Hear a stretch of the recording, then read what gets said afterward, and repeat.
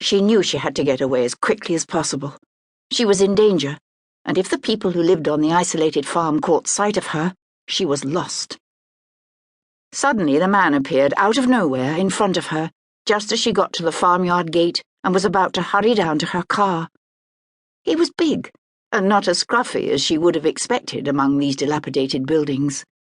He was wearing jeans and a jumper. His grey hair was cut very short. She could not see any glimmer of feeling in his pale eyes. Samira could only hope he hadn't seen her behind the barn. Maybe he had spied her car and come to see who was snooping around. Her only chance was in convincing him she was harmless, even though her heart was pounding and her knees knocking. Her face was beaded with sweat, in spite of the biting cold on this already twill-lit December afternoon.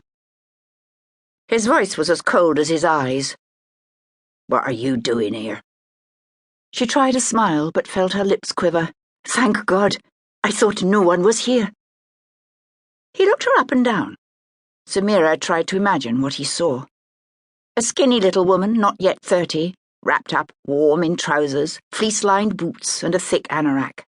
Black hair, black eyes. Hopefully, he didn't have anything against Asians.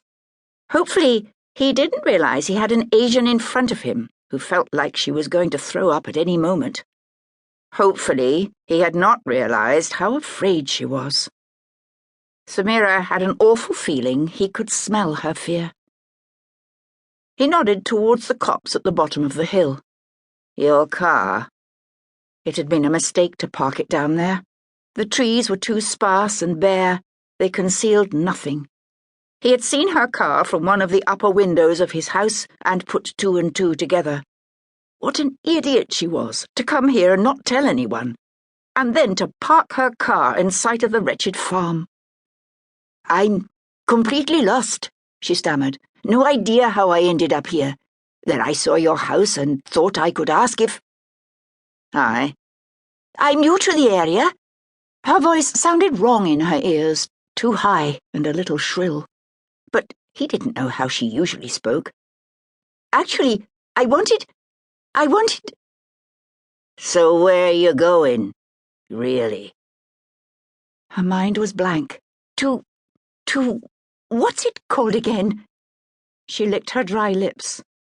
She was standing face to face with a psychopath. He should have been locked up and the key thrown away. She was sure of it. She should never have come here on her own. There was no one here who could help her.